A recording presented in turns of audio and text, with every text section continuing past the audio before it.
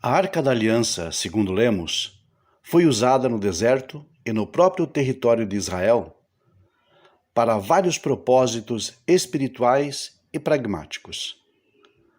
Por meio das narrativas bíblicas, sabemos que o Deus de Israel a usava como um indicador de quando ele desejava que a nação viajasse e quando ela deveria parar e acampar.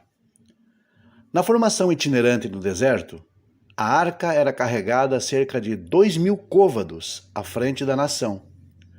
De acordo com o Midrash, ela abria o caminho para que a nação pudesse passar, queimando cobras, escorpiões e espinhos, com 2 jatos de chama que saíam da sua parte inferior.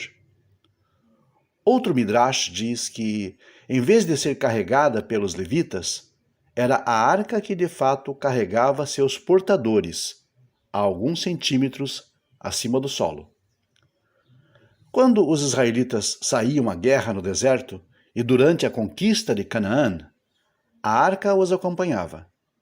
Se a sua presença era simbólica para fornecer motivação para os judeus, ou se realmente os ajudava nas batalhas, é algo debatido por comentaristas.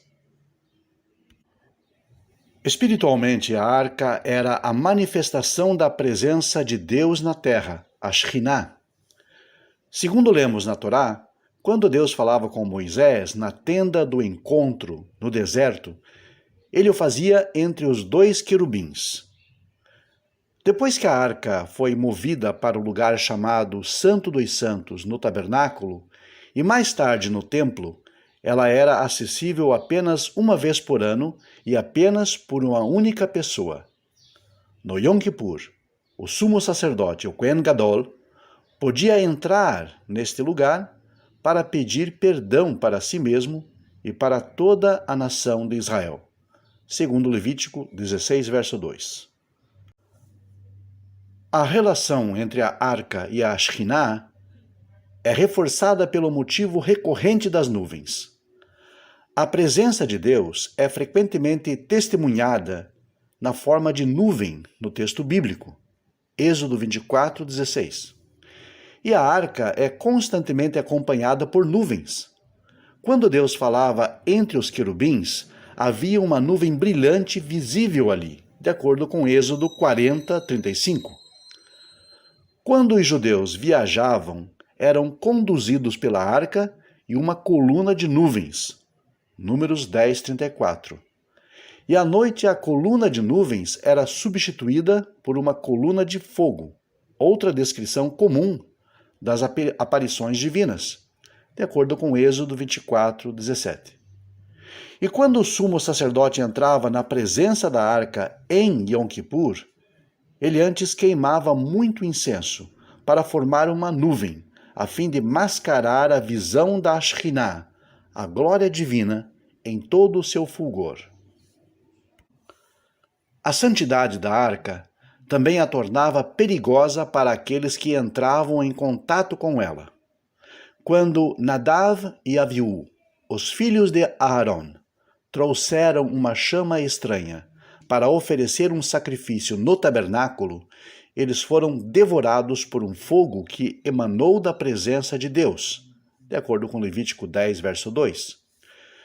E durante a saga da captura da arca pelos filisteus, várias pessoas, incluindo algumas que apenas olharam para a arca, foram mortas pela sua radiância.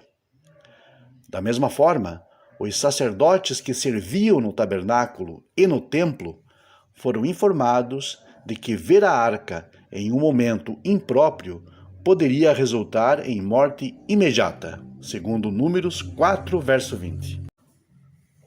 A arca acompanhava os israelitas durante todo o seu tempo no deserto, viajando com eles e acompanhando-os em suas guerras contra os amorreus e os midianitas, por exemplo. Quando os israelitas entraram na terra de Canaã, as águas do rio Jordão milagrosamente se dividiram e a arca os conduziu por terra seca. Josué capítulo 3. Ao longo da sua conquista da terra, os israelitas foram acompanhados pela arca. A demonstração mais dramática do seu poder ocorre quando os israelitas romperam os muros de Jericó, simplesmente circundando-os, soprando o chofar e carregando a arca. E depois que a conquista estava completa, a arca e todo o tabernáculo foram colocados em Shiló, em Josué capítulo 18. E lá ela permaneceu até as batalhas com os filisteus durante o sacerdócio de Eli. Os israelitas, depois de sofrerem uma derrota na mão dos filisteus, levaram a arca de Shiló para Ebenezer, na esperança de vencer a próxima batalha. Mas o povo de Israel foi novamente derrotado, e a arca acabou sendo capturada pelos filisteus. De volta a Shiló, Eli, o sumo sacerdote, morreu imediatamente ao ouvir aquela notícia. E os filisteus levaram a arca de volta para Ashdod, a sua capital no sul de Canaã, onde a colocaram no templo do seu deus Dagon. No dia seguinte, porém, encontraram este ídolo caído de bruços. Depois, então, de recolocarem a estátua no lugar, no dia seguinte eles a encontraram decapitada, restando apenas seu tronco. E logo depois toda a cidade de Ashdod foi atingida por uma praga.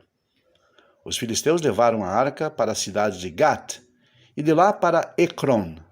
Mas qualquer que fosse a cidade em que a arca estivesse, os habitantes eram sempre atingidos por uma peste. E após 7 meses, os filisteus decidiram enviar a arca de volta aos israelitas e a acompanharam com presentes caros. A arca foi levada de volta para a cidade de Bet-Shemesh, e de acordo com o Midrash, que é uma narrativa fantástica, os bois que puxavam a arca começaram a cantar assim que ela voltou para a posse de Israel. Mas o texto real da narrativa, no entanto, conta uma história muito mais sombria. Os homens de Bet-Shemesh foram punidos por olharem de forma desrespeitosa para a arca, e muitos foram mortos com uma praga. Da cidade de Bet-Shemesh, a arca foi transportada para Kiriat Yearim, onde permaneceu por 20 anos. De lá, o rei Davi a transportou para Jerusalém. No caminho, no entanto, os bois que puxavam o carro tropeçaram, e quando Uzá estendeu a mão para firmar a arca, ele morreu imediatamente. Como resultado dessa tragédia, Davi decidiu deixar a arca na casa de Obed-Edom, o Giteu. 3 meses depois, ele a transferiu para Jerusalém, que era a sede do seu reino, onde permaneceu até a construção do primeiro templo pelo seu filho Salomão, de acordo com 1 Samuel 5 e 6. Quando a arca foi finalmente colocada no templo, o Midrash relata que as decorações douradas das árvores que adornavam as paredes floresceram com frutos que cresceram continuamente até a destruição do templo.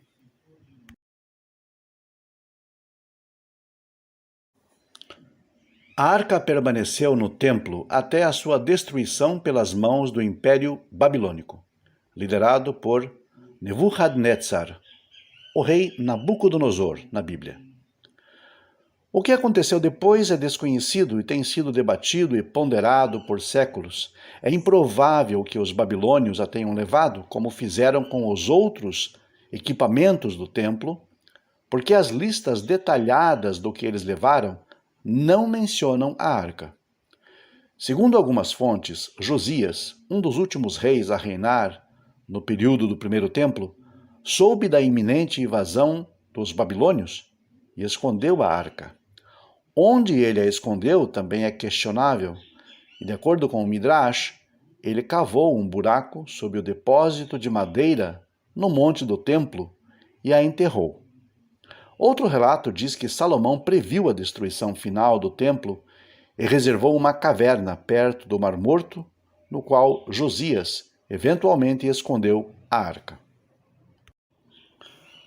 Uma das possibilidades mais fascinantes é apresentada por cristãos etíopes que afirmam ter a arca ainda hoje. Na cidade de Ashun, na Etiópia, acredita-se amplamente que a arca está atualmente sendo mantida na igreja de Santa Maria de Sião, guardada por um monge conhecido como o Guardião da Arca, que afirma tê-la em sua posse.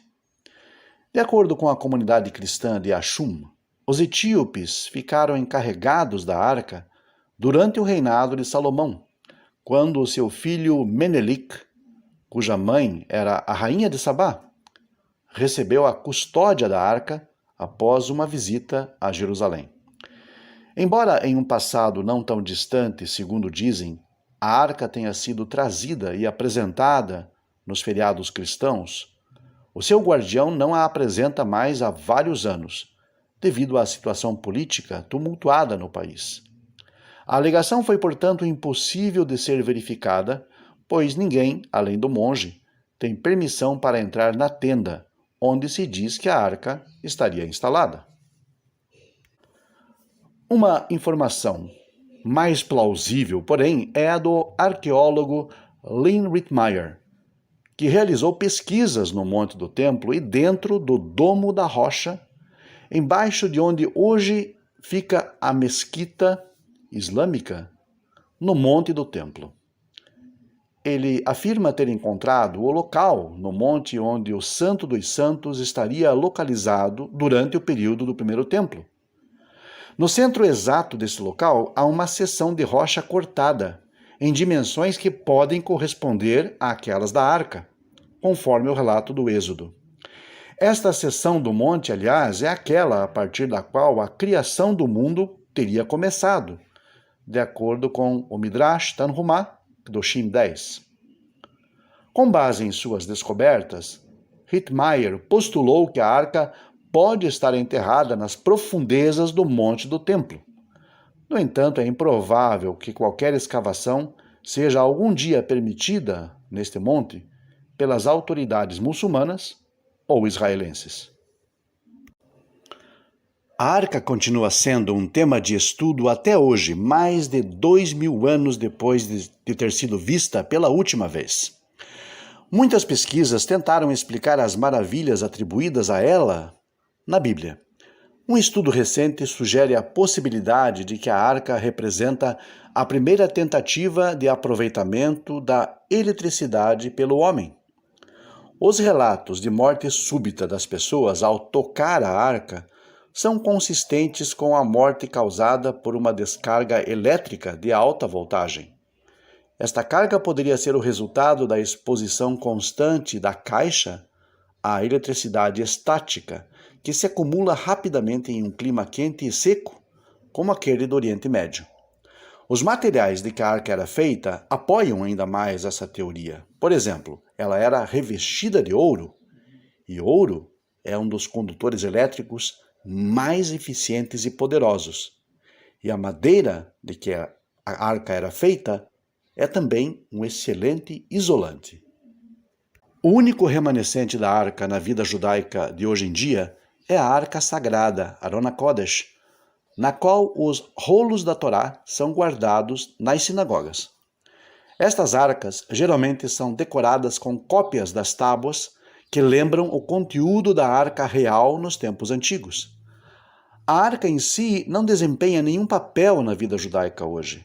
No entanto, continua a ser um símbolo poderoso do passado do povo judeu e da era messiânica que muitos acreditam estar para o futuro. Ironicamente, a arca é mais famosa hoje como tema do filme de 1981, Indiana Jones e os Caçadores da Arca Perdida. O filme conta a tentativa de um herói de impedir que a arca caísse nas mãos dos nazistas, que aproveitariam o seu poder para o mal. Embora não haja evidências de que Hitler tenha se interessado pela arca, o filme faz um trabalho admirável ao capturar a mística de um dos mistérios não resolvidos mais antigos e fascinantes do mundo.